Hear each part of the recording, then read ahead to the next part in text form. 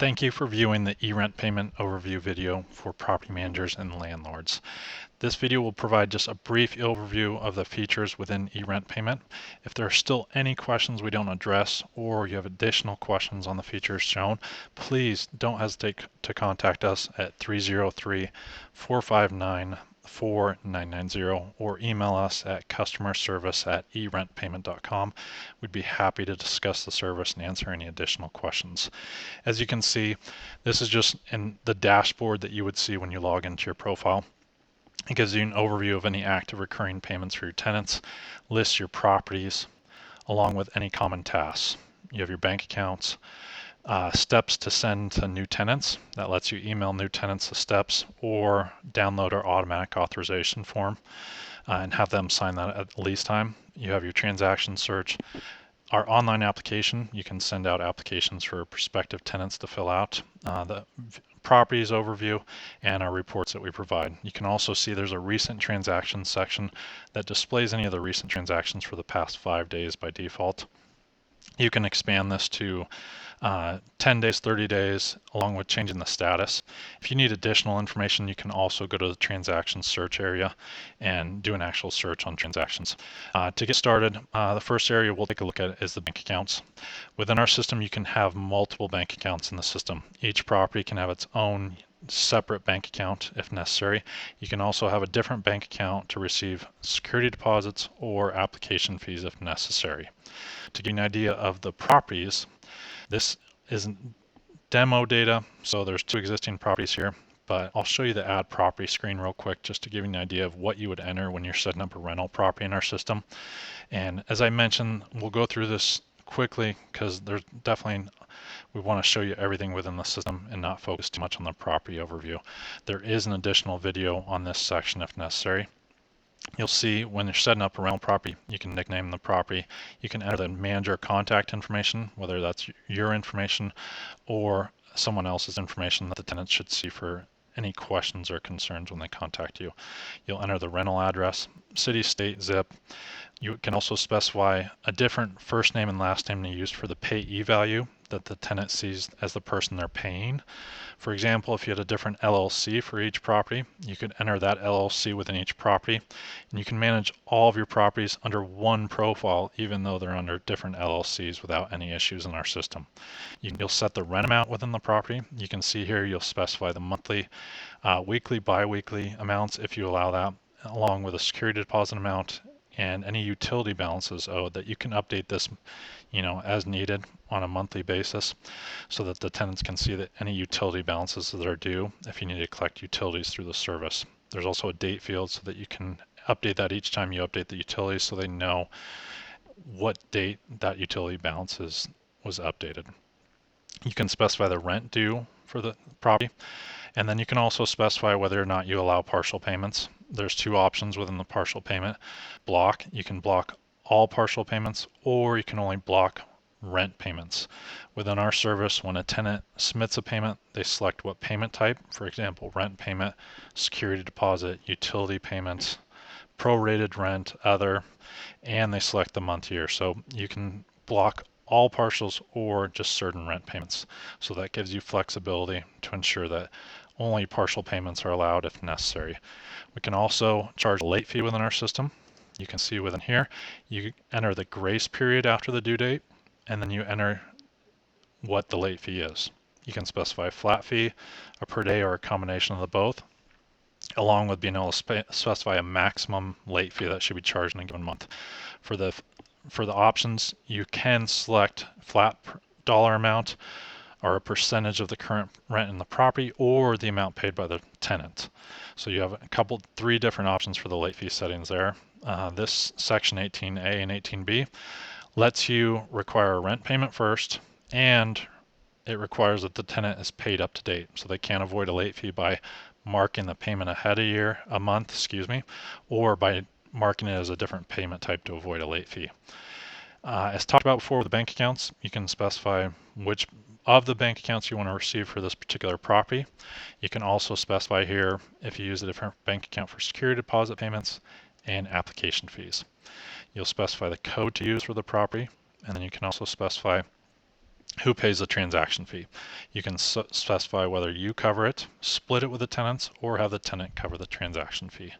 You have options here in 22 to either allow one-time or require recurring payment for tenants. So that is an optional feature for you. We also have our reminders that are very useful for our property managers and landlords. You have a monthly reminder where you can select any day of the month to send this reminder out on. And this goes to all registered tenants of the property. You can also copy yourself on either of these reminders if you want to receive the same reminder email as a tenant does. The late reminder is only sent on this day if a payment hasn't been submitted by any registered tenants. So you can set this, to follow up on, maybe the 5th of the month, for example. You send that if there's no payments yet. If they have submitted a payment, they don't get a late reminder.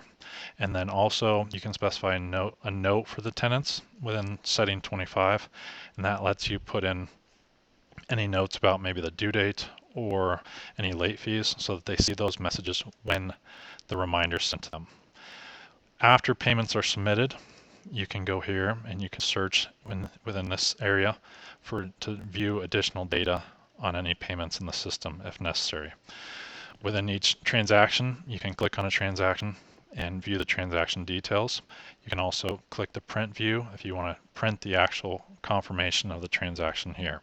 There's a number of different search fields. You can search by a date range or all dates or just a certain time frame, along with searching by the submit date, schedule date, or deposit date. You can also search by our additional search fields here. There's a number. You can search by property, you can search by the type, and you can search by the status, along with searching by tenant. So if you want to narrow down that information, you can search there. You can also export any of the transactions if you need to export that and import that into a financial software. The recurring payment section lists any recurring payments set up by your tenants. The refund payment lets you submit a tenant payment back to a tenant. For example, for a security deposit refund, you could submit that through the service without having to mail them a check and figuring out where they live now after they vacate the property. Credit history. This area, by default, all payments are marked as paid on time, and the tenants can actually opt in to have their payments reported to our partner credit bureaus at no additional cost. So that helps them build their credit history. However, if there's ever a late payment that you want reported as late, you can actually go in this area and update the record to show it's late as far as the credit reporting goes. So that's reported on their file. But once again, everything is marked as paid on time by default. So the only time you'd have to take any action with this area is if you wanted it reported late on their credit report. This area lets you actually add any transactions collected outside the service, maybe cash or a paper check if necessary. And then also it lets you record expense records, so you can do your expense tracking through the service all at no additional cost. As you can see, you can record your expenses and mark the category, which are the same categories used on your Schedule E Form 1040 for tax time.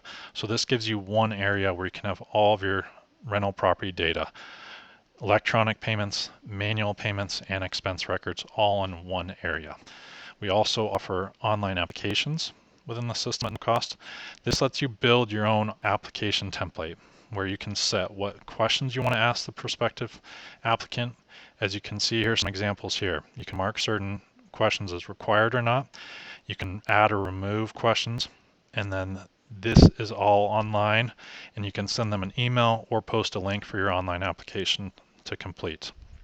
You can see here there's a number of different field types you can add on this customizable template, such as a drop-down list, a checkbox, text box, or a multi-line box there. So those are all available for you to use. And you can create multiple templates if you need a different template for a different property. We do provide a default template with a number of questions on it already that you can utilize, or you can start with a blank template and add your own questions. If someone submits an application to you, you can see here an example. Once again, this is demo data. So this is one of our internal emails. This is a submitted application you can see, and this is just an example of being able to review the application and print it off here if necessary. We also have a reports section. This deposit report breaks down when you receive the actual funds each date that you receive funds and any transactions for that date. So it's really useful to see when money was coming in your bank account here. The monthly report gives you an overview of the whole month for all of your properties. So this would give you an idea of what's pending, what's processed, and as you can see, it's a list whether or not there's a balance due or whether they're paid up for the month. And within each property, it gives you detail of what payments were processed. So you have an idea of all your properties and all the transactions involved with those. And then here is the accounting report. This is related to the expense items we talked about. You can see here all your expenses are totaled here, listed here for the time range, and then along with all your incoming payments or outgoing refunds are listed here. It totals your electronic, manual payments, and a grand total here. So this is just an overview of all the features. Quick area right here is this is what you'd use if you wanted to send your instructions to new tenants.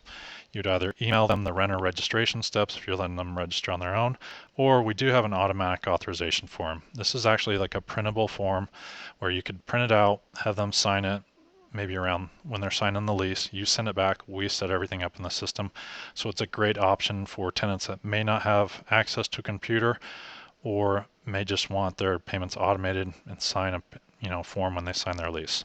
So that covers our quick overview of the service. As mentioned before, if there are any additional questions or topics we didn't cover in this overview, please let us know. Give us a call at 303-459-4990 or send us an email at customerservice@eRentPayment.com. We'd be happy to answer any additional questions or discuss the service. Thanks again.